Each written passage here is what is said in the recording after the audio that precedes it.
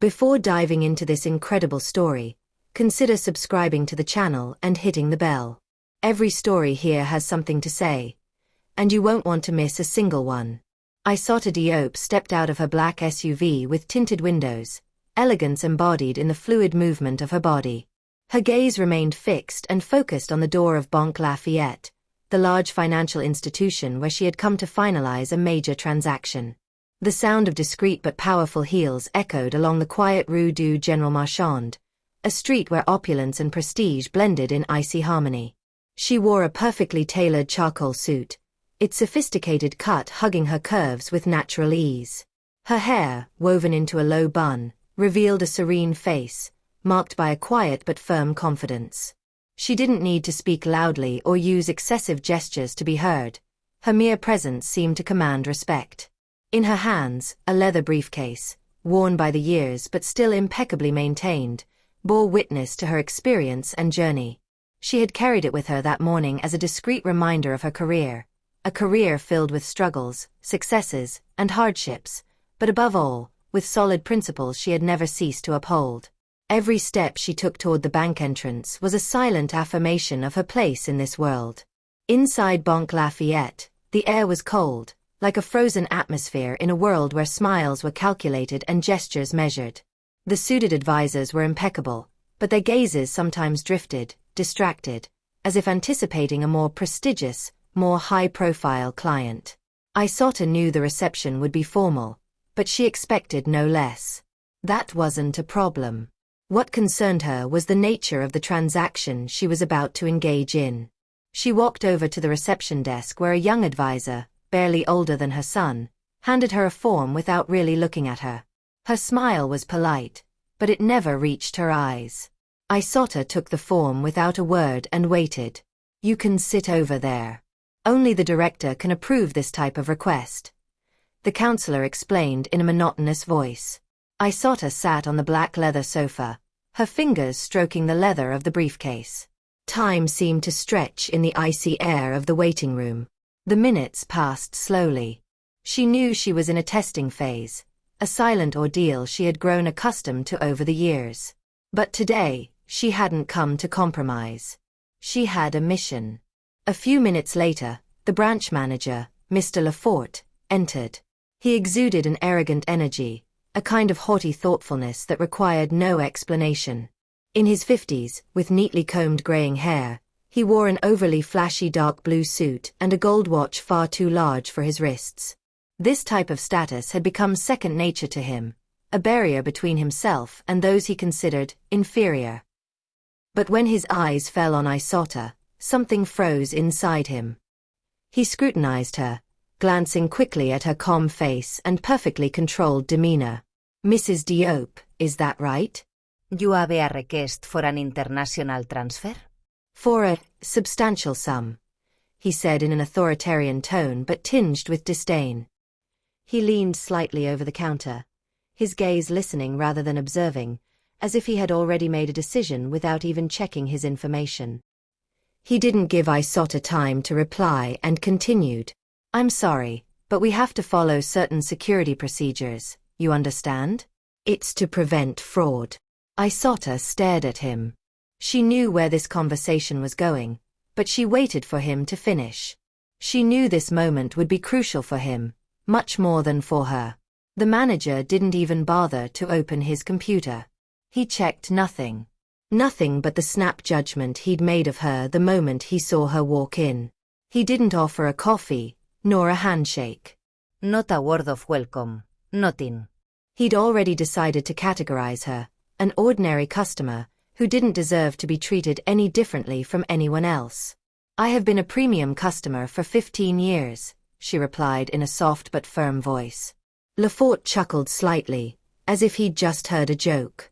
He straightened, crossed his arms, and looked at Aissata with a look reserved for those considered outsiders in a world to which they don't belong. "What you're saying is what everyone else is claiming. You see, you need proof," he replied, in a condescending tone. His words resonated with Aissata, but she didn't react immediately.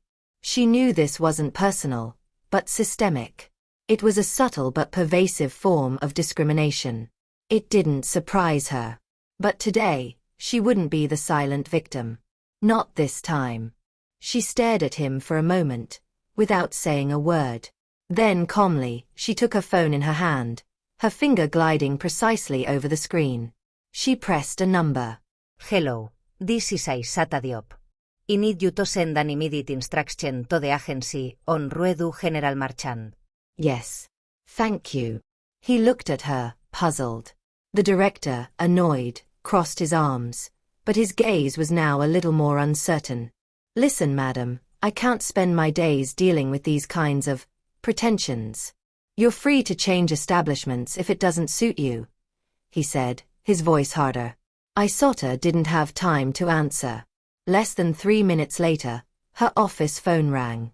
Mr. Lefort stood up quickly and answered it. A heavy silence followed. His lips trembled, and his hands became sweaty. When he hung up, he turned pale, and his eyes slowly rose to look at her.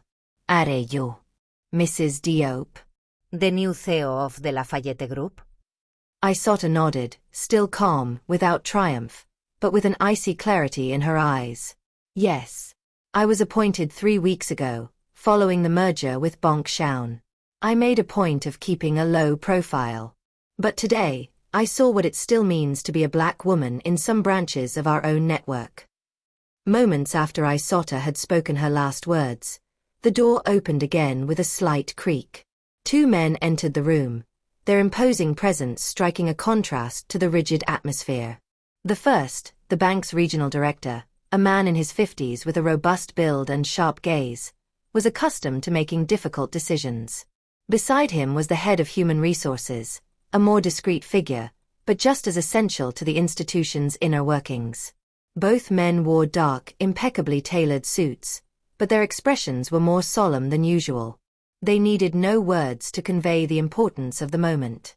It was clear they had come to resolve the incident, or rather, to set things right. Aissata stood up with the same ease she had demonstrated from the beginning, a fluid movement that betrayed no emotion. Her gaze slid quickly toward Lefort, then settled on the 2 men. She didn't greet them, her mind already elsewhere, on what she had to accomplish beyond this scene. I leave you in their hands, Mr. Lefort. My team is precious. The branch manager, visibly unsettled by the situation, tried to apologize, but his words were lost in a cacophony of stammering. His usual smile, the one he wore when he felt superior, was gone, replaced by a palpable nervousness. But Aissata paid no attention to his futile apologies. She turned on her heel, her back straight and her face impassive, and left the room without looking back.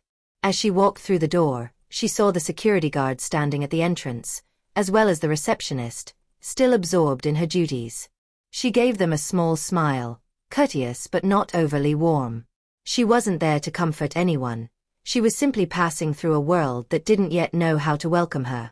The 2 individuals looked at her briefly, a hint of confusion visible in their gazes. The receptionist looked up, but Aissata didn't wait for a word.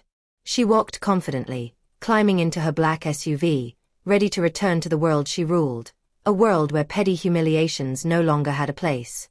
That day, throughout the national network of Banque Lafayette, an internal memo was urgently sent to all employees. No employee should ever judge a client based on appearance. Humility is a requirement, not an option. It was a statement that would resonate through every agency, every office, like a powerful and irrevocable reminder. The words resonated with a quiet power, and there was no doubt that this directive would mark a turning point in the company's culture. Aissata had acted with such mastery that her message was not only for Lefort, nor even for the employees of this particular agency, but for all those who, in the shadows of the institution, still believed that appearances were valid criteria for judging a client. In the aftermath of this incident, the fallout was swift. The scandal erupted in the press. A wave of support poured out for Aissata Diop, who became a figurehead for those who, like her, had lived in the shadow of prejudice and discrimination. She had not only defended her own dignity, but that of all those who were victims of hasty judgments based on their origin, appearance, or social status. A few days after the incident, Aissata was invited to speak at a conference on systemic discrimination in the workplace. It was an ideal platform for her to make her voice heard, and she wasn't going to let it pass her by. When the microphone was handed to her, Isota didn't just react to the Lafayette Bank incident. She addressed a broader issue, one that cut across all spheres of the professional world and society at large. She stood tall, her piercing gaze sweeping the room with quiet confidence. Every word she spoke carried the weight of a truth she had lived and demanded the world acknowledge. I don't want a system that kneels before power, but tramples on the most humble. I demand a fair system, where every customer is treated with respect, regardless of their color, name, or style. Today, it's not arrogance that wins, but dignity. Her speech was hailed in the media as a call for change.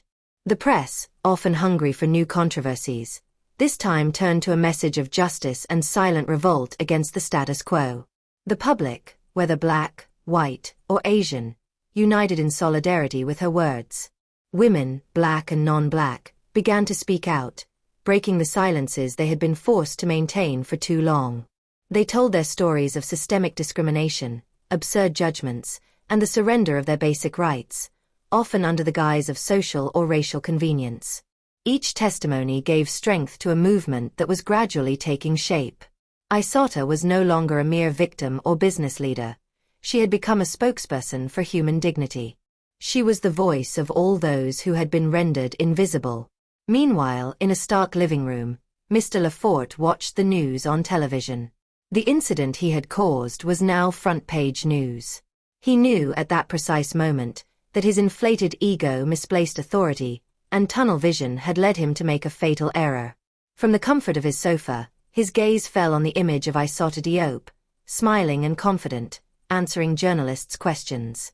He felt an icy chill run down his spine, a mixture of humiliation and shame. He had refused to see the true power Isota represented.